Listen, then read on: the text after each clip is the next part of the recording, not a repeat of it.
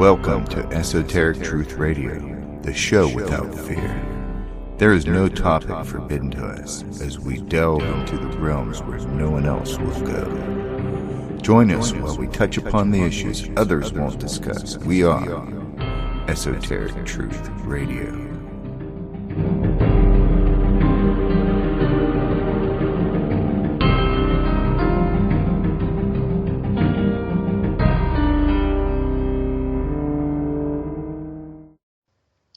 Hello, this is Scarlet with Esoteric-Truth Radio, and I'm speaking to you today about something that I recently became aware of. I had found on a local news site that the district where I live is hiring an abstinence speaker and person scheduled to appear at the high school and middle school. Now, considering where I live, that shouldn't be surprising in itself. This is a very conservative county in a largely conservative state. The conversation about abstinence only versus sex education is as common, or almost, as the weather. What made flags go up for me almost instantly was the amount of money that is being paid for this by my community's tax dollars. After researching further into these abstinence-only speakers, I discovered that they are making approximately $1,750 per event, in addition to having their travel expenses paid for. Now, the other point of contention, and the larger part of this, is the fact that we're paying for. Another point of contention for me is the subject matter of these speeches. It is quite shocking and controversial, to say the least. Comments such as, if your mother put you on birth control, she probably hates you, and worse. The amount of fear-mongering that goes on in these events is mind-blowing, and it is almost always aimed at the teenage girls who are already dealing with enough stress and drama on a daily basis. In fact, the majority of this speech is filled with rhetoric and extreme statements that are mostly false, presented by the speaker as statistical and medically agreed upon facts. What's worse is that the majority of these abstinence-only speakers are women. Think about that for a moment. A woman placed in a position of authority is saying these things to still forming minds. I see this as an egregious abuse of power. Now, I could name some of these speakers, tell you who they are, tell you who's coming, tell you who I'm going to be standing on the picket line outside of the school on that day, boycotting. But as they say, no publicity is bad publicity. So I'm not going to give them any more publicity than they're already getting. Trinity, do you have anything to say on this subject? Absolutely, especially as a mother of girls. This is something that I think has been going on for a very long time. A lot of us, depending on your age group, has had some form of sex education in class. I've never been for it. I know that some communities and in some schools they're teaching sex ed in kindergarten. We are a country filled with people that don't want to talk about sex, but we're the first ones to allow strangers to talk about it, television to talk about it, cartoons to insinuate it. We don't want to do it because we think our kids are going to go out there and get pregnant, and we have the highest rate in teen pregnancy. So something's going wrong. The fact that there are people that are still getting paid to walk into a school, especially that amount, and your tax dollars to pretty much tell your kids where they should be, or what they should be doing with their private parts is horrendous, to say the least. Most kids already have a mother or a father, or you could be in a foster home, or your grandparents are taking care of you. Sex ed is a family issue, not a school issue. It should never be a school issue. Hopefully this will change. I doubt it. I know these people are getting work. They're getting a lot of work, because I would love to go somewhere for one day, make up a whole lot of nonsense, and get paid $1,700. But that's not the world that we live in. So hopefully these people will get at least fired from some places. Parents, say something. Say something. I went to a couple of these places along with Scarlet to do some research. A lot of people have stuff to say, but they're saying it on the pages. They're not standing at the school saying it. Exactly. They're armchair quarterbacks. Yes. And you know where that gets everybody? Nowhere. absolutely nowhere. You could share your thoughts and you could share all of this stuff, but if the same 30 people that are making, threatening remarks to some of the people that have this job, I bet you at all the schools that their kids are attending, there's an abstinence coach or an abstinence speaker. When are people going to stand up and be the parents and actually be the parents? It's not the responsibility of the school. It never has been. Your kids spend 8 hours a day. 8 hours. That's your whole work time, Yeah. I don't know. And I have always thought that sex education in any form, because it exists, period, in public schools at this point. It exists in private schools. However, in private schools, the parents have a lot more pre-knowledge of what their children are going into. However, I believe it's a violation of church and state. If you really want to get down to the meat and potatoes of the subject, teaching abstinence comes from a much more religious perspective. And that could be pigeonholing, and I understand that could open up a whole nother dialogue. But let's just be adults about this and realize that that is the truth. So when your school steps in and says, we're going to teach your children abstinence only, instead of sex education, instead of, having condoms available at the nurse's office, all of that stuff was extremely controversial when I was in high school. That was all starting as I was coming out of high school. So I see where we were and how upset my mother was at the time about that to where we are now. And seeing as this is happening right here in my hometown, and I do have an opportunity to actually physically do something. I'm sitting here now and speaking from the comfort of my home to bring you all this information. But at the same time, or in the next couple weeks, I will be getting up out of this chair and going to the high school with a sign with several other people. Don't know how many people will show up yet. And this is the first time in a very long time that I have felt something so strongly that I'm going to actually pick it. Applause right there. Yeah. No, because in all honesty, and even though I'm speaking on this, I homeschool, so I don't really have to deal with that. It's not like even just kids in school have to deal with it. You have to keep your kids away. You would have to put them and lock them up. Like, I understood the condom thing, and I'm more for the condom availability than I am for the abstinence, because the abstinence is not going to help. It's not going to help. It doesn't really, right. It doesn't really focus on kids. Listen, if they go home and they watch TV and they're talking about sex on TV and they're seeing commercials about sex on TV and they're watching movies with sex on TV, and then you hear some nonsense when you go to school about, hey, don't do it, but it looks awesome on TV, or how much computer access, then it defeats the purpose. Now, if you teach a kid, what happens when you have sex? Babies come, okay? Babies crying, right. Shitting babies. They come along with it. I would rather, before they have an abstinence speaker, I would love to go to old school methods of making them walk around with a bag of flour for like a week. Yep. Get realistic with it. In fact, my oldest has been through high school, completed all of his years of high school, and my middle son is working his way through high school. I have yet to see them come home with those babies that have the keys in the back that you see so much about, or the flour, any of that. The one thing that my oldest son did come home with when he went to a different school district was an egg.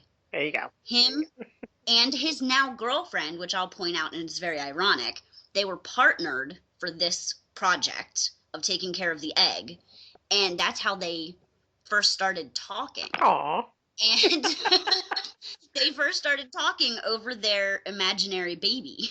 So, aww. And here they are, and both of them in a very monogamous, committed relationship. Both are legally adults, and they live together, have made what is becoming a trend that Trinity and I were talking about earlier, and maybe we'll touch on in a future episode, is they have decided that they are not having children.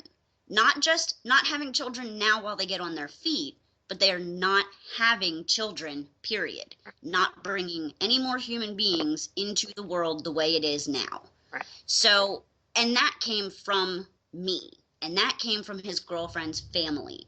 All of that came from home. None of it came from school. Right. And people really do have to understand that we cannot ignore these things. This is something that the school system has set in place for a particular reason. This is not for the welfare of your children, because if it was, then you would get a note saying, go talk to your kids about sex, because if you don't, I seriously am going to send somebody to do it for you.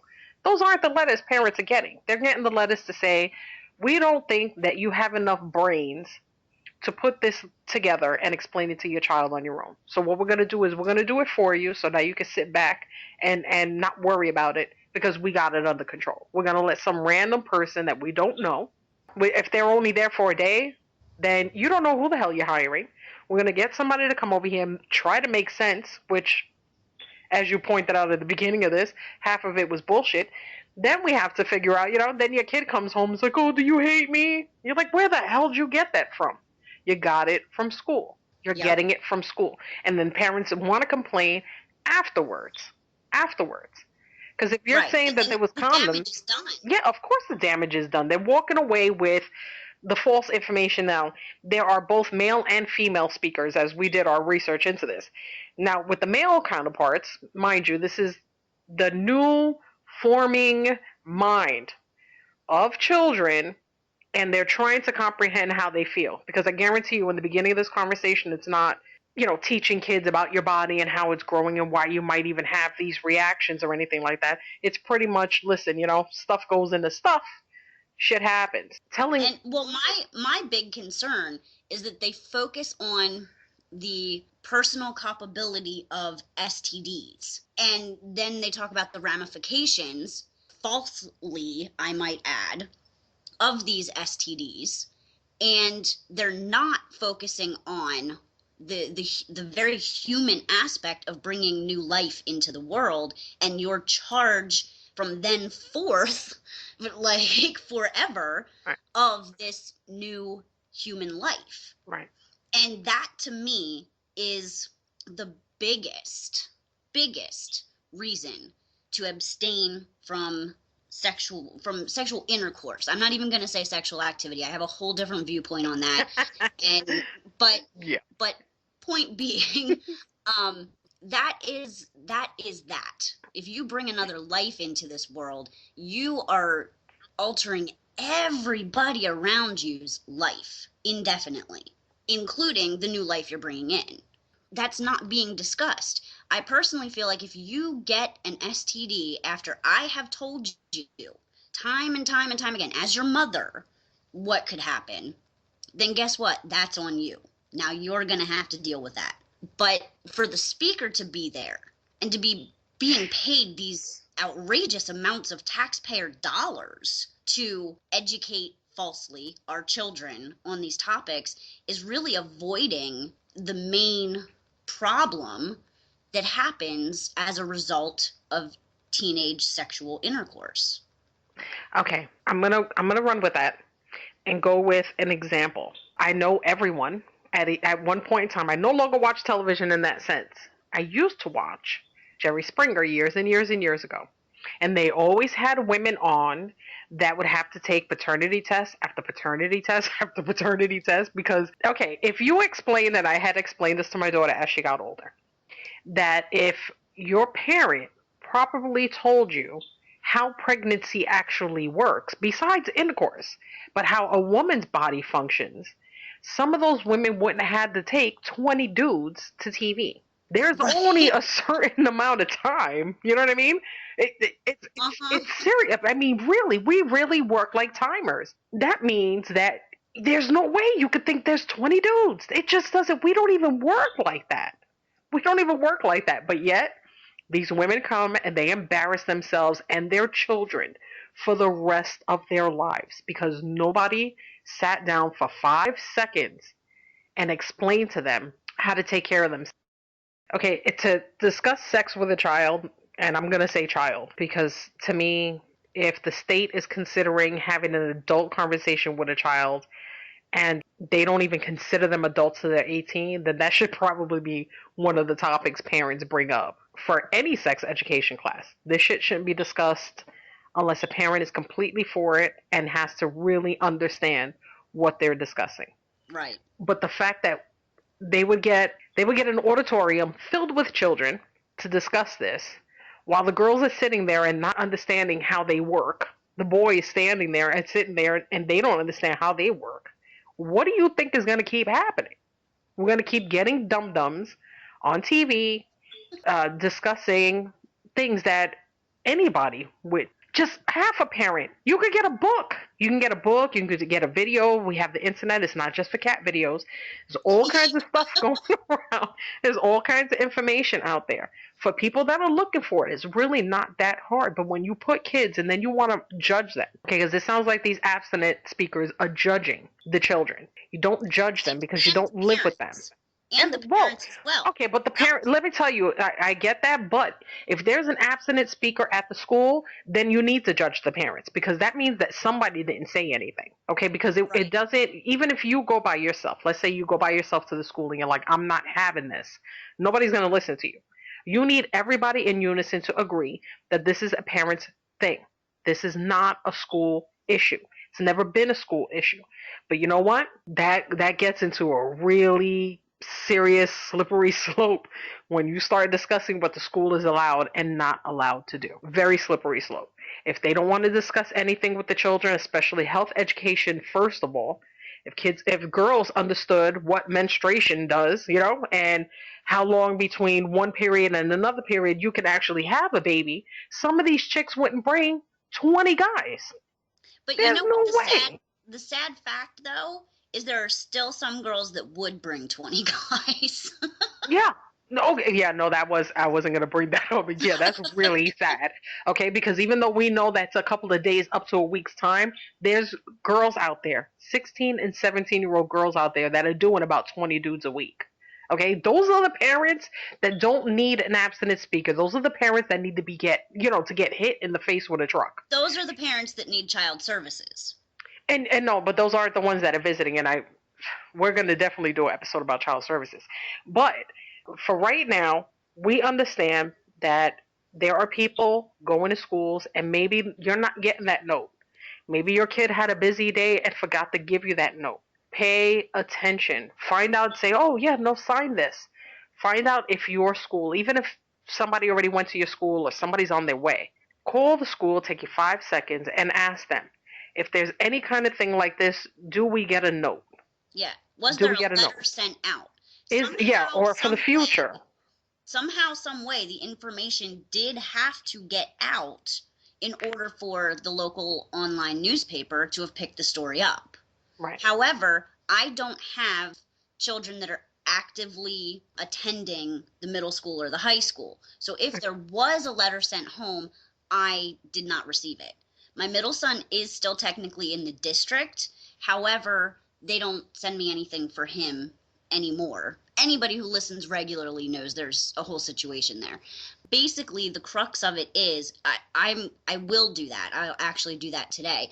Give the school a call and ask if there was anything sent home to let the parents know that this particular speaker was coming. And if so, do we know what day, what time, so on and so forth. Right. Well, don't forget, don't just ask if it's a letter. Ask if it's a signed permission slip for your child to even attend. Because that means that it has to be returned, and it has to be returned with a parent signature in order for the kid to attend. Those are the kinds of letters that you want your name on. Those are the kinds of things that you want to make sure that somebody said, let me see that paper. Oops, you didn't get it signed? Well, then I guess you don't get to be here. Right. Then, you know what? Then whatever parent decided to sign their kid up for that, that's on them. But we have to start being concerned with who is getting this information. Because the schools are trying to just be as slick. Okay, let's not forget that schools get extra funding for nonsense like this. They do. Right. Because it's considered something that's helpful to the children in the education system when we know that's bullshit. Well, case in point, this particular speaker actually spoke at another district in the county, I believe it was a year or two ago, and that school district had used grant money to pay for this, and did send home a permission slip outlining the speech, outlining what was going to be discussed, then of course, if you wanted, is your child going to attend or not attend? But I'm really getting the feeling that that is not the way it was approached by this school district. Right. And it does depend on the district, by the way. We're not crapping on all schools. Most of them. Absolutely. Not all of them. Because there are some people that are actively involved in what's being put out there. And if you don't know, you can't, this is one of those subjects you really just can't say, I didn't have the time. I didn't know. I was busy, or that this is not one of those times. Right. This isn't it. That reaction in this situation is what has led us down the road we've traveled to get to the point we're at. Right. This is what got her the job, him the job, and them the job. Mm-hmm. None of them should have this job unless they're doing a whole speaker for their own children. Then I don't care what you're doing. Right. That's your business. You're not spreading your propaganda and your crap to my kids. Right. I don't want to have to deal with that later on. And like I said, and if she has or he has, I keep trying not to put it to to emphasize on one sex. But if whoever the speaker is, whoever they are, has the opportunity to have this conversation with other people, and they're doing it more than once, because I'm assuming that a bunch of them have this job and we're not hearing about it the way we should, then why is the rate of pregnancy skyrocketing? Right. Somebody's screwing up. I think that whoever it is should be fired because somebody's not doing their job right. Right. Well, as a mother for 19 years, I can honestly say the more you emphasize to not do something to children of that age group, the more they're going to want to do it. So you almost have to wonder, is this just basically mind control, subliminal messages? Is it just doomed? Is it just doomed to fail? Right. I wasn't going to go the whole route, but that's a good point. It's doomed to fail because you're telling the wrong age group the wrong things, basically inciting their fight or flight instincts. Right. And so they're feeling a dare coming on. This is a triple dog dare to those rebellious, the more rebellious in nature who will be attending this. They're thinking, oh yeah, bring it on, watch and see. Nothing can hurt me, because that's their mindset at that age. Right. And this has been Scarlet and Trinity with Esoteric-Truth Radio. If you would like to get in touch with us, leave a comment, request to be a guest on the show, give us any of your ideas. That would be fantastic. You can get a hold of us at Esoteric-Truth Radio on Facebook and on YouTube. Thanks for listening.